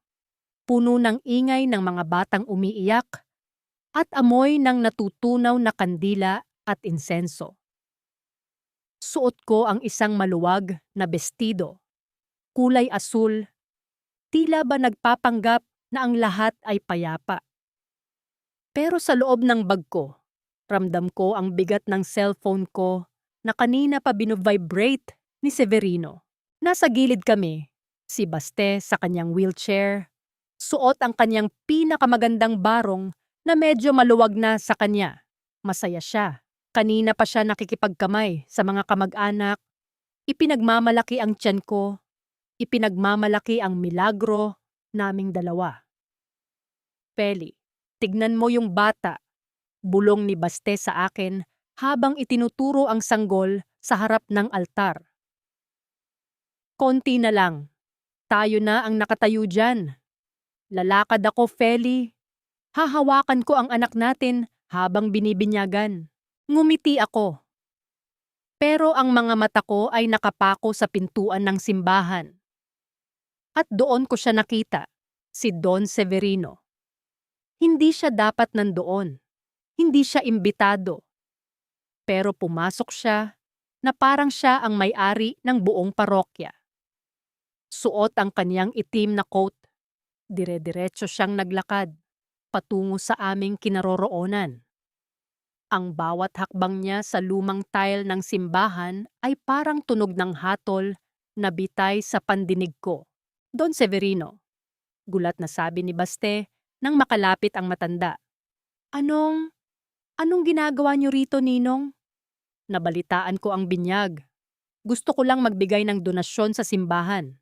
At syempre, tignan ang aking paboritong empleyado, sabi ni Severino. Ang boses niya ay kalmado, pero ang tingin niya ay diretso sa tiyan ko. Naramdaman ko ang panlalamig ng buong katawan. Nakita ko sa gilid ng mata ko si Aling Tasing. Nakatayo siya sa likod ng isang poste. Ang kaniyang mga mata ay tila kamera na kumukuha ng bawat detalye. Salamat po, Ninong, sabi ni Baste, bagaman may bahid na ng pagtataka sa kaniyang boses. Doon nangyari ang hindi ko inaasahan. Bago ako makagalaw, iniabot ni Severino ang kaniyang kamay at dahan-dahang hinaplos ang tiyan ko sa harap ni Baste, sa harap ni Aling Tasing, at sa harap ng Diyos sa loob ng simbahan. Alagaan mong mabuti ang bata, Feli, bulong ni Severino. Sapat lang para marinig naming tatlo.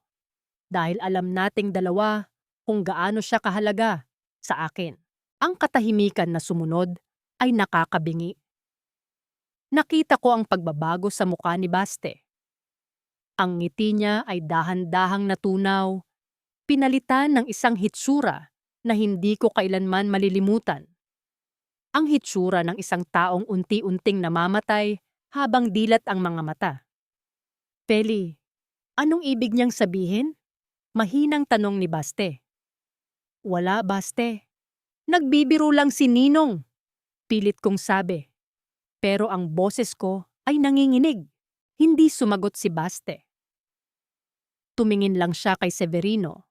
Pagkatapos ay sa akin at huli ay sa kaniyang mga binting lumpo. Sa sandaling iyon, narinig ko ang mahinang tawa ni Aling Tasing mula sa likuran. Hindi natapos ang binyag para sa amin. Hiniling ni Baste na umuwi na kami. Sa buong biyahe pauwi sa loob ng tricycle, wala siyang sinabi. Hawak niya ang kaniyang mga tuhod, ang kaniyang mga daliri ay bumabaon sa kaniyang balat. Pagdating sa bahay, hindi niya ako hinintay na alalayan siya. Ginamit niya ang kaniyang mga braso para hilahin ang sarili sa wheelchair. Pagpasok sa loob, dire-diretso siya sa lamesa.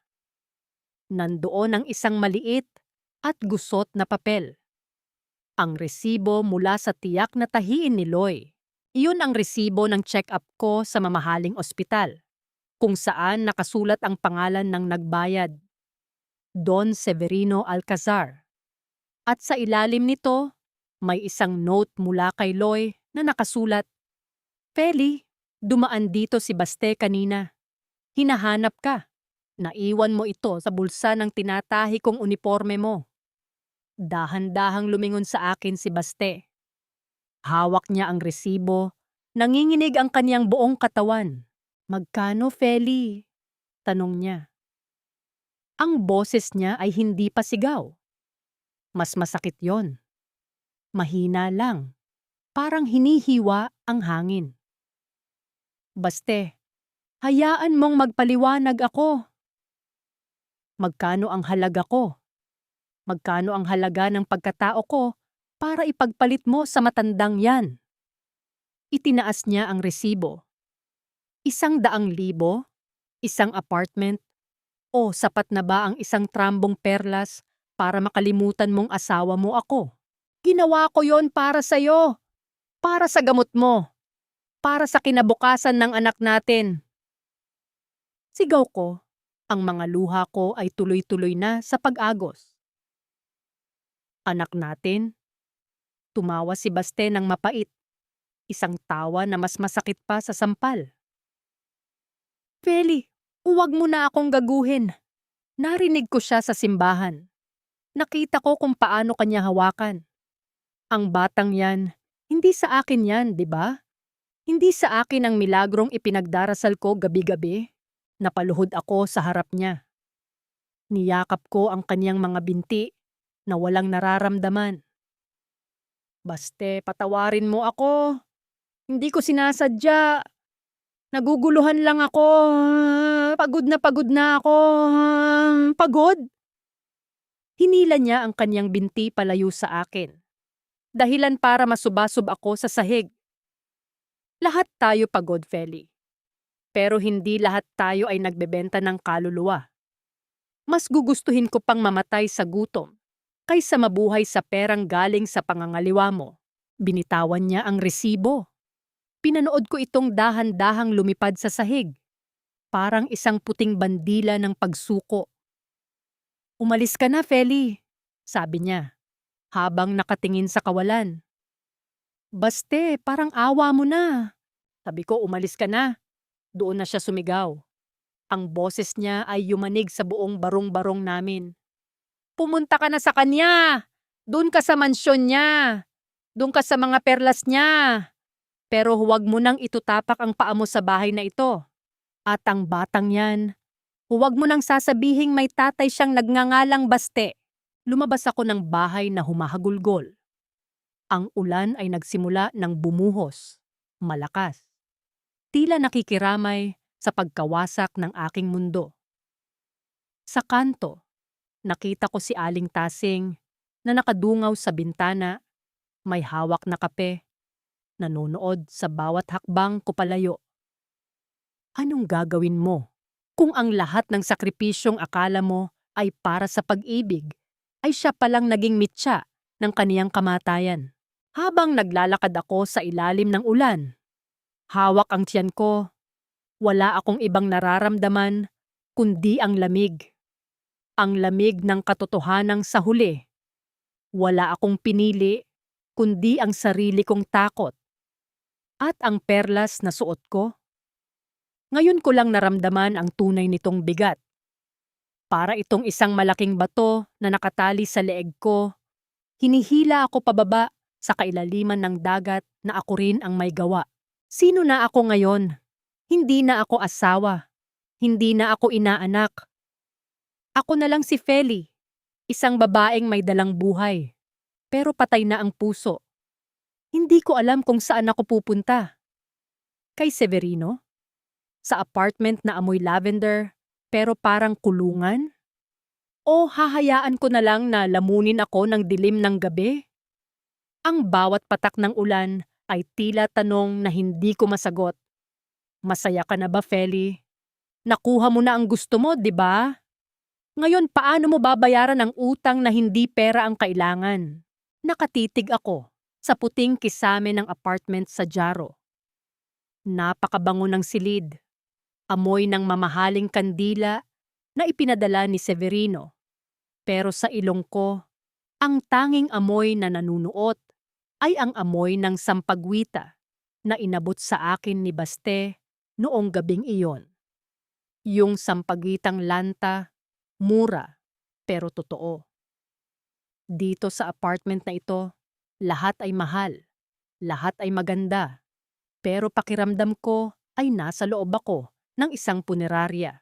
Mag-isang linggo na ako rito, mula nung palayasin ako ni Baste. Hindi ako bumalik sa amin. Paano pa? Ang mga gamit ko, inilagay niya sa mga sako at iniwan sa tapat ng gate ni Loy. Hindi man lang niya ako tiningnan nung kinuha ko ang mga iyon sa ilalim ng ambon. Feli, kumain ka na. Boses ni Severino ang bumasag sa katahimikan. Nakatayo siya sa pinto ng kwarto. Suot ang kaniyang silk na robe. Hawak niya ang isang tray ng pagkain.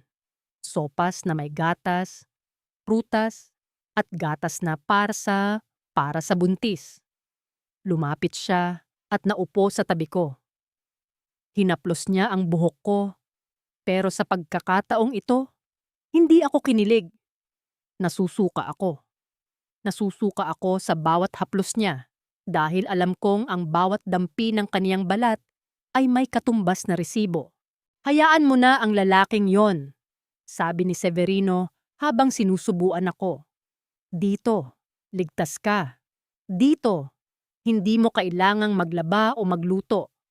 Magpalakas ka lang para sa anak natin. Anak natin, ulit ko sa isip ko.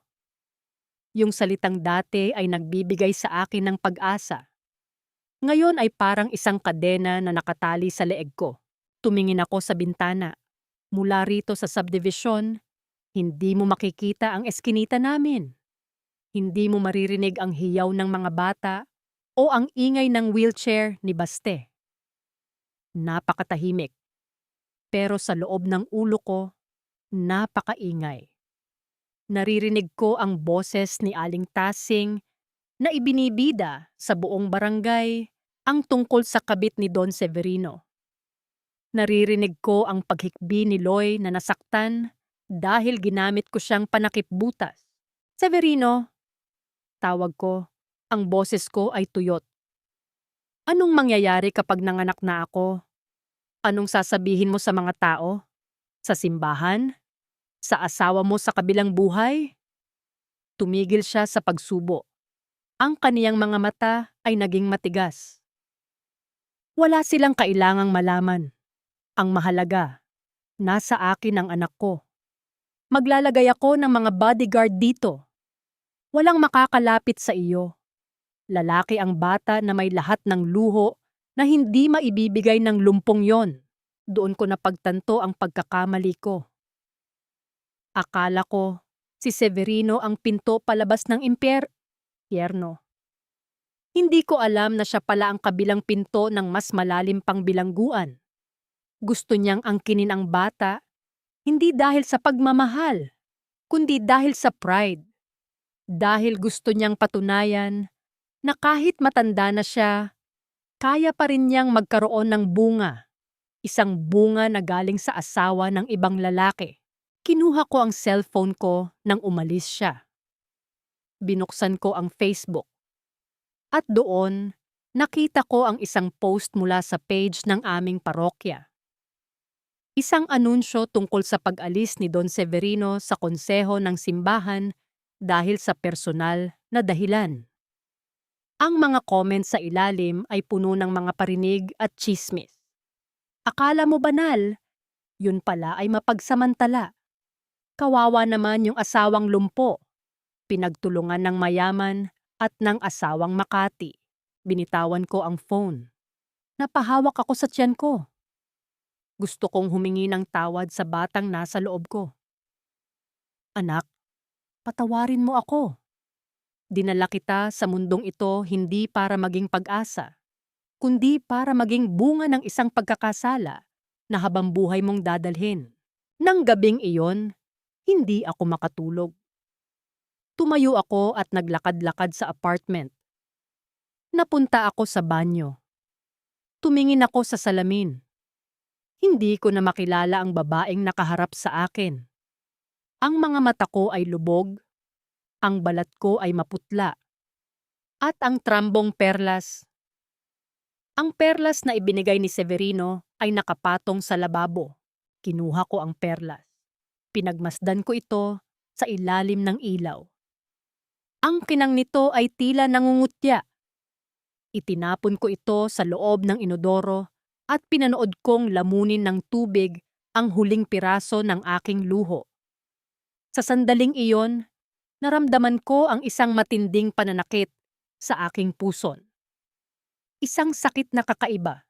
Isang sakit na tila ba ang katawan ko na mismo ang gustong isuka ang lahat ng kasinungalingang ito. Severino, sigaw ko, habang napapaupo ako sa malamig na tile ng banyo. Severino, ang bata! Tumakbo siya papasok. Gulat na gulat. Anong nangyari? Feli, dalahin mo ako sa ospital. Ngayon na. Habang buhat-buhat niya ako pababa ng hagdan, tumingin ako sa langit. Madilim. Walang bituin. At sa bawat pagkirot ng tiyan ko, isang pangalan lang ang tinatawag ng puso ko. Hindi si Severino. Hindi ang amang mayaman na karga-karga ako ngayon. Baste, bulong ko. Baste, patawarin mo ako. Hindi ko alam kung makakaligtas ang bata. Hindi ko alam kung makakaligtas ako. Pero sa gitna ng sakit, isa lang ang alam ko. Ang utang na ginawa ko para sa ginhawa, ngayon ko palang sisimulang bayaran ng buo. At ang kabayaran ay hindi matatagpuan sa anumang sobre ng pera. Anong gagawin mo? Kung sa huling sandali, ang taong tinalikuran mo ay siya pa ring tanging taong gusto mong makasama sa harap ng kamatayan? At paano mo haharapin ang isang bagong buhay kung ang bawat hininga nito ay paalala ng isang pagtataksil na wumasak sa lahat? Ang katapusan ay malapit na. At sa pagkakataong ito, wala ng apartment na magtatago sa akin. Ang katotohanan ay isisilang na at kasabay nito ang aking huling paghuhukom. Ang puting dingding ng ospital ay parang mga mata na nakatitig sa akin. Mapuputi, malilinis, pero walang pakiramdam. Ganoon din ang naramdaman ko habang nakahiga ako sa delivery table. Ang lamig ng bakal, ang nakasisilaw na ilaw sa itaas, at ang bawat hininga ko na parang may kasamang bubog. Isinilang ko ang anak ko sa gitna ng sigaw at pagsisisi. Isang batang lalaki. Maliit, mapula, at may mga mata na tila nagtatanong kung bakit sa dinami-rami ng pwedeng puntahan, sa sinapupunan ko pa siya na buo. Noong unang beses ko siyang nahawakan, hindi ako nakaramdam ng katuwaan. Ang naramdaman ko ay takot. Natatakot ako na kapag tinitigan ko siya ng matagal, makikita ko ang mukha ni Severino. O mas masakit, baka makita ko ang mga pangarap ni Baste na ako mismo ang pumatay. Nasaan si Severino? Tanong ko sa nurse nang mailipat na ako sa private room. Nasa labas po, ma'am. May kausap na mga abogado. Sagot ng nurse. Hindi makatingin sa akin ng diritso. Doon ko nalaman na ang bagyo sa labas ay mas malala pa sa inaasahan ko. Ang pamilya ni Severino, ang kaniyang mga anak na nasa ibang bansa at ang mga kamag-anak ng yumaong asawa niya ay nalaman na ang lahat. Nagbanta silang idedemanda si Severino at tatanggalan ng lahat ng posisyon sa kumpanya kung hindi niya ako lalayuan. Ang simbahan ay naglabas na rin ng formal na pahayag. Ang respetadong Don Severino ay naging sentro ng pinakamalaking iskandalo sa Iloilo. Pumasok si Severino sa kwarto pagkalipas ng ilang oras. Hindi siya ang Don Severino na kilala ko. Mukha siyang matanda na talagang matanda. Bagsak ang kanyang balikat, magulo ang buhok, at wala na ang kislap ng kapangyarihan sa kaniyang mga mata. Peli, tawag niya, pero nanatili siyang malayo sa kama ko. Nag-iwan ako ng pera sa administrator ng ospital. Bayad na ang lahat, pati ang apartment sa Jaro. Ibinenta ko na. Kailangan kong umalis muna ng bansa hanggang sa humupa ang gulo. Iiwan mo kami? Mahina akong tanong. Hindi ako nasaktan. Parang nabunutan pa nga ako ng tinik. Ito ang pinakamabuting paraan. Umiwas siya ng tingin. Bibigyan kita ng buwanang allowance. Pero huwag mo na akong tatawagan. Huwag mo na akong hahanapin. Ang batang iyan, alagaan mo siya. At ganoon lang yon. Ang akala kong matatag na pundasyon ng pera at luho ay gumuho sa isang ihip lang ng hangin.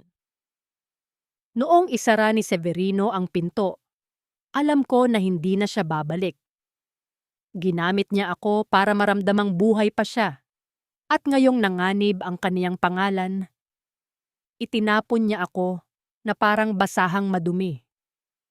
Naiwan akong mag-isa, kasama ang isang sanggol at ang isang sobre ng pera na nandidiri akong hawakan.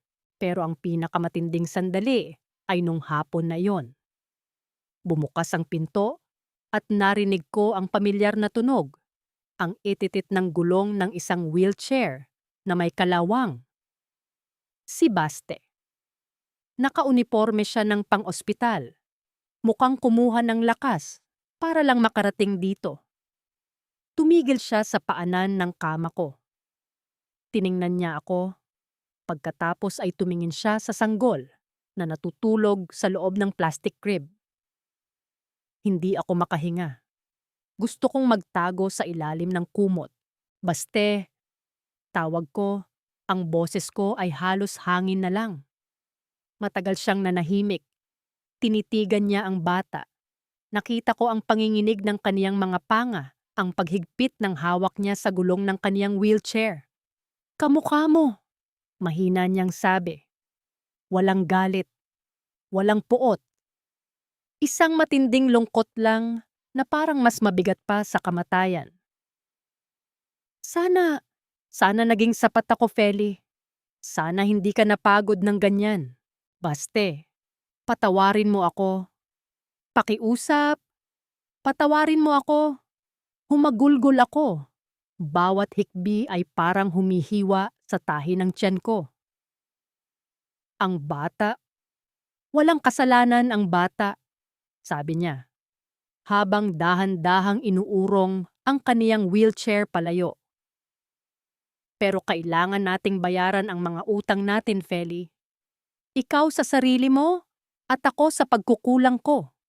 Alagaan mo siya. Pero huwag mo nang asahan na babalik pa ako. Patay na ang asawang nakilala mo sa eskinita. Lumabas siya ng kwarto nang hindi lumilingon. At sa bawat pag-ikot ng gulong ng wheelchair niya palayo, alam ko na iyon na ang huling hininga ng aking nakaraan. Nawala ang lahat. Ang asawang tapat, Ang benefactor na mayaman at ang dangal na kailanman ay hindi ko na mabubuo. 3 taon na ang lumipas. Nakatayo ako ngayon sa loob ng isang maliit na butika rito sa kabilang bayan. Hindi na ako accountant. Hindi na rin ako ang liwanag ni Severino. Ako na lang si Feli, ang tindera ng gamot. Simple lang ang buhay ko. Isang maliit na kwarto para sa amin ng anak ko, si Gabriel. Si Gabriel. 3 taon na siya. Marunong na siyang tumakbo, marunong na siyang tumawa. At sa bawat tingin ko sa kanya, nakikita ko ang sarili ko. Sabi nila, ang mga bata daw ay swerte. Para sa akin, si Gabriel ang aking kapatawaran. Minsan, kapag naglalakad kami sa palengke, naririnig ko pa rin ang mga bulong. Hindi nawawala ang tsismis sa probinsya. Alam nila kung sino ako.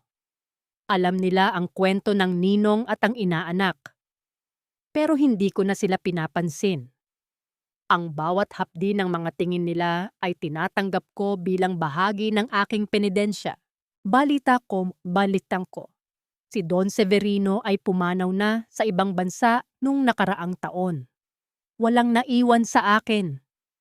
Ang pera na ibinigay niya noon sa ospital, itinabi ko yon sa isang bangkong ko. Hindi ko ginalaw. Para yon kay Gabriel sa hinaharap. Ayaw kong gamitin ang perang iyon para sa sarili ko. Gusto ko, ang kinakain namin araw-araw ay galing sa sarili kong pawis. Gaano man ito kaliit. At si Baste, nabalitaan ko kay Loy na marunong na siyang maglakad gamit ang saklay. May maliit na siyang pwesto sa kanto, nag-aayos ng mga relo at alahas. Hindi na siya yung lalaking laging nakayuko sa wheelchair. Natagpuan na niya ang kaniyang sarili sa gitna ng pagkawasak naming dalawa. Minsan, nadadaan ako sa tapat ng pwesto niya. Tumitigil ako sa malayo, pinapanood ko siyang nakasuot ng kaniyang magnifying glass, seryosong-seryoso sa pag-aayos ng isang maliit na gear ng relo. Gusto ko siyang lapitan. Gusto kong ipakita sa kanya si Gabriel. Pero alam ko ang hangganan. May mga sugat na kahit maghilom ay nagiiwan ng pilat na hindi na dapat panghaplusin. Isang hapon, habang naglilinis ako ng mga istante ng gamot, pumasok ang isang matandang babae. Si Aling Tasing. Hindi siya nagbago. Mapanghusga pa rin ang mga mata. Pero sa pagkakataong ito, may dalang kaunting lambot. Peli, tawag niya. Bumili siya ng gamot sa Rayuma. Nakita ko si Baste kahapon. Tinanong niya kung kumusta na ang bata. Napatigil ako. Nararamdaman ko ang pagbilis ng tibok ng puso ko. Anong sabi niyo? Sabi ko, malaki na. At kamukhang-kamukha ng kaniyang ina. Tumingin si Aling Tasing sa akin ng matagal. Feli, ang buhay ay parang gamot. Minsan kailangan nating uminom ng mapait para gumaling ang sakit. Sana nahanap mo na ang lunas sa iyong puso. Nang makaalis si Aling Tasing, naupo ako sa isang silya. Tumingin ako sa labas. Nagsisimula na namang umambon. Hanggang ngayon, may isang tanong pa rin na bumabagabag sa akin sa tuwing tahimik ang gabi at tulog na si Gabriel. Kung maibabalik ko ba ang panahon, uulitin ko ba ang lahat? Pipiliin ko pa rin ba ang mabilis na ginhawa kaysa sa mahabang pagtitiis? Hindi ko alam ang sagot. Ang alam ko lang, hindi ko naisip na ang pag-ibig, ang tunay na pag-ibig, ay hindi nasusukat sa laki ng bahay o sa kinang ng perlas. Nasusukat ito sa kakayahang manatili kahit walang-wala na. Nawalan ako ng asawa. Nawalan ako ng dangal. Nawalan ako ng tiwala ng marami. Pero sa gitna ng lahat ng nawala, Nahanap ko ang isang bagay na kailanman ay hindi maibibigay ni Severino at hindi kayang nakawin ni Baste. Nahanap ko ang katotohanan. At ang katotohanang iyon, gaano man kapait, ang siyang nagpalaya sa akin. Ngayon, kapag nakikita ko ang mga sampagita sa gilid ng simbahan, hindi na ako natatakot sa amoy nito. Dahil alam ko na ang bango ng katapatan ay mas tumatagal kaysa sa bango ng kahit anong mamahaling perlas sa mundo. Tapos na ang kwento ko. Hindi ito kwento ng tagumpay. Kwento ito ng isang babaeng nagkamali, nadapa, at natutong tumayo sa sarili niyang mga paa. Bit-bit ang isang lihim na habambuhay niyang itatago sa kaniyang puso habang pinapanood ang kaniyang anak na lumalaki sa ilalim ng liwanag ng isang bagong umaga. Anong gagawin mo kung ikaw ang nasa lugar ko? Siguro, huhusgahan mo rin ako. Siguro sasabihin mong kasalanan ko ang lahat. At tama ka naman.